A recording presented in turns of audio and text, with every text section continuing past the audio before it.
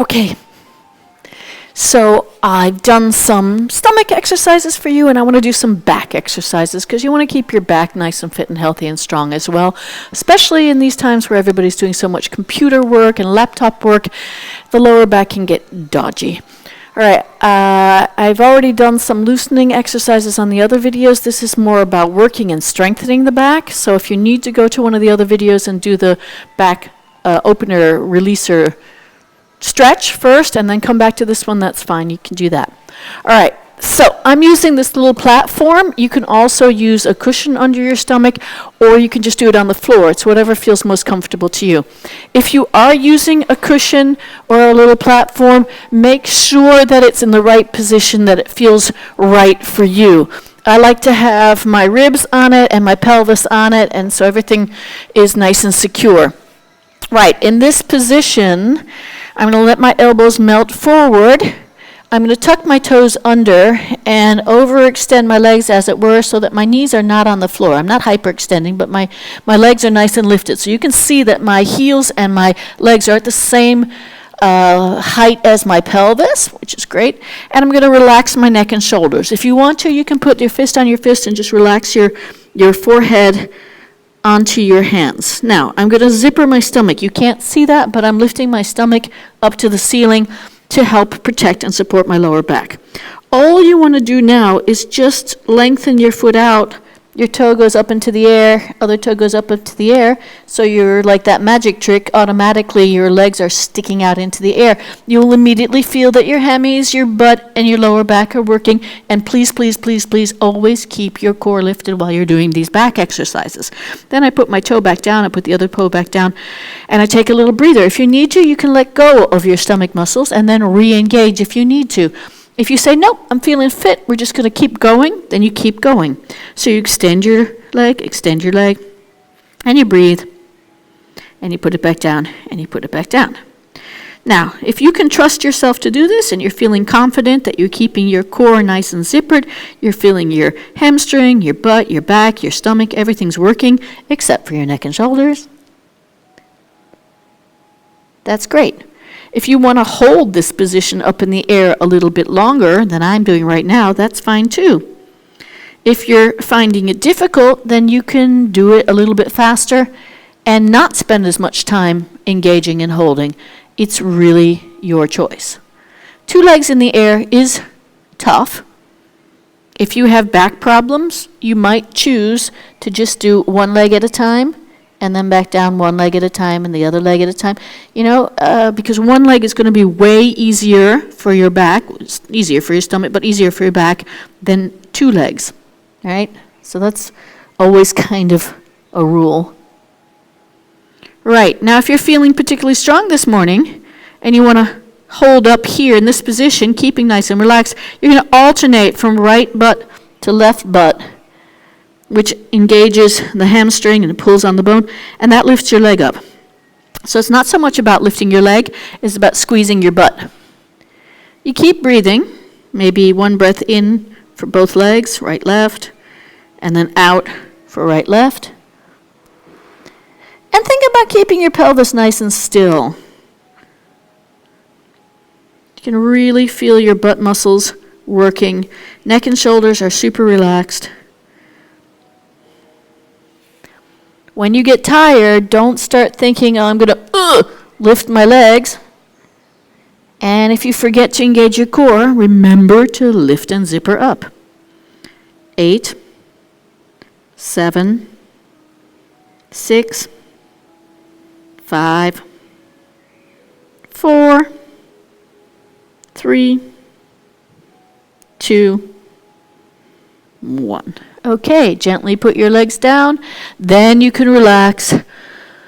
If you want to, roll your butt and your pelvis around a little bit. Watch your knees. Okay, let's go into a little bit more upper back. So I'm going to lift my upper body. I'm going to reach my legs out.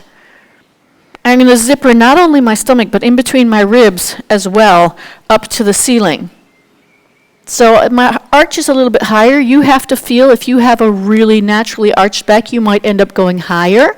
But as soon as you arch up, you'll feel that upper back engage. Now really zipper your stomach. You're going to put your fingers out in front of you. Shoulders and elbows are draped and relaxed. You should be feeling that upper back is working hard. You also want to keep your zipper. And then it's the same thing, theoretically, is that you lift up one hand and you put it down. Lift the other hand and put it down. You can breathe out and breathe in. And breathe out and breathe in.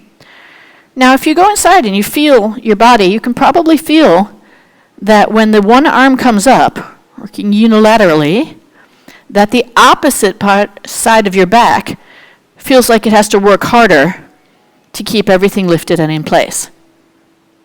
Because that's how it works. Think about a long line. Think about lengthening out the spine and out your body. You don't have to reach your arms out very far so that your shoulders start engaging. You can just keep them gently lifted. Send energy out the top of your head away from you. Send energy out your toes or the heels. And the last one, support and relax. Again, shake it out a little bit. This time we're going to go for 2 lifts, both arms. If this is too hard and your back hurts, either keep your body lower or only do one arm. So, extending the legs out, zippering on the inside, on your fingers here. Really lift your pelvic floor. You're lifting one hand. Now really lift, other hand. Down and down. Left hand, right hand, left hand, right hand. Shoulders may want to try to help, but you tell your shoulders that they don't have to. Breathing. One more set. We're going to do 5 on each side. If that's too much, you do less or you take a little break. That's fine.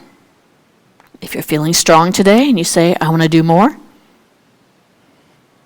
you could always do more. Lifting, breathing. Really focus and keep an eye on those abdomens, because sometimes we forget. And you want to keep your lift from the inside.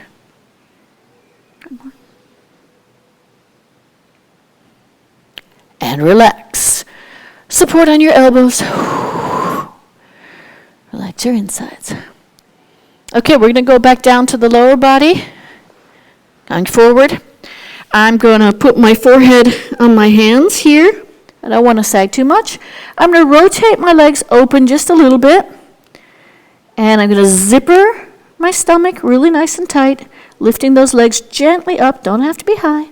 And I'm going to squeeze my heels towards each other. You may not be able to click your heels together. That's fine. But you're working your back, your core, your butt, your thighs. Squeeze, squeeze, squeeze, squeeze. Keep breathing, keep lifting. Shoulders are nice and relaxed. If this is too low, again, you could put fist on fist or fist on hand and see whatever position that your neck finds the most comfortable. Yeah, try to keep yourself still. So pelvic stabilization, stomach and back muscles are keeping everything nice and secure. You should be feeling this by now. I'm going to go for 8, 7, 6, 5, 4, 3, 2, 1, and relax. Oh. Take a few deep breaths. Shake it out a little bit. And the last one, again, for a little bit more upper back. Stomach engages, lift it up. Extend your legs out. Get your position. Rib cage is supported. I'm arching up and out. Okay. Now, I'm really zippered and lifted. You can either keep your fingers gently on the floor and doing this breaststroke circle, and you will feel when your hands are further away from you, your core and your back has to work harder. Because, of course, the load is heavier when your arms are further away from you. So it's easier when your hands are here and harder when your hands are further away.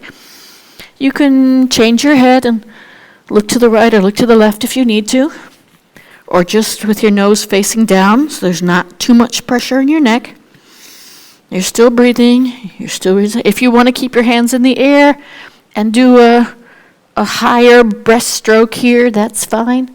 Some people like doing it all the way down to the pelvis, breathing in and lengthening like a rocket or a torpedo. So you're really keeping the length out the top of your head and out your feet. Breathing in and breathing out.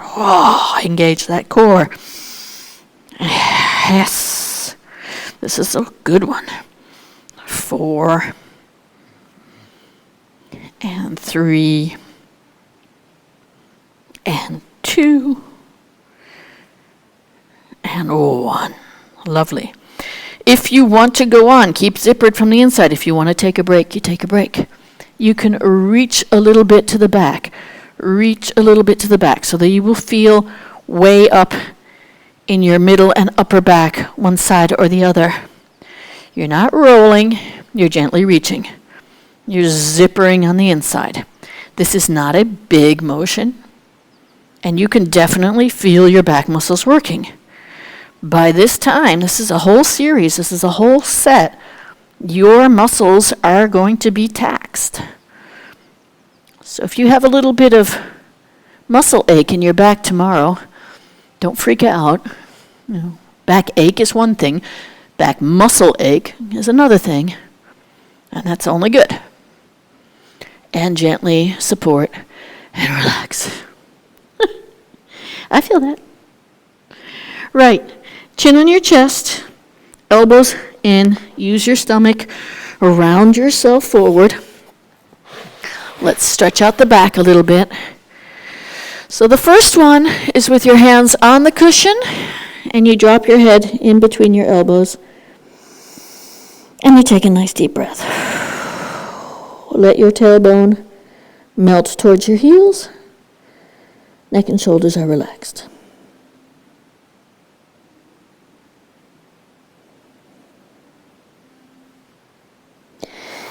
Hands by your side. If you have scoliosis, that little curvature of the spine, then you probably want to do a moving, articulating stretch of your lower back, because scoliosis does not like being in a static back stretch position like the child's pose. So you're better off keep moving.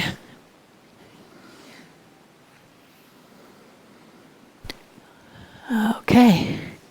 And if you have this little platform, you can do the other version, which is slightly different, where you get onto your mat, your knees, heels, butt heel melt down, and then you melt forward, and you might feel a slightly different stretch in your lower back. With every out breath, release. Like ice cream on a hot pavement, just let it melt away.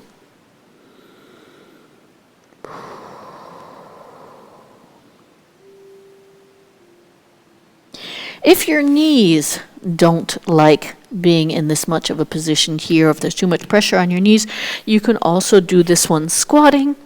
So put yourself back up here, curl that up.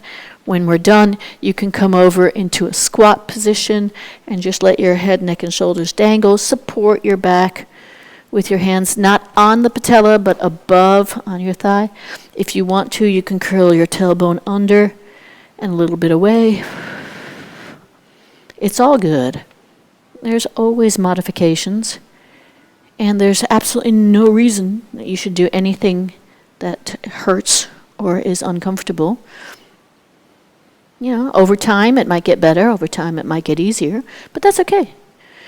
Until that time, you listen to your body. All right.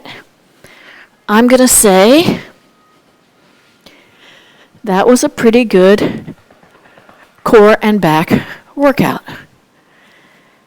I know I'm probably going to feel that tomorrow. Hope you do too. And see you next time. Thanks.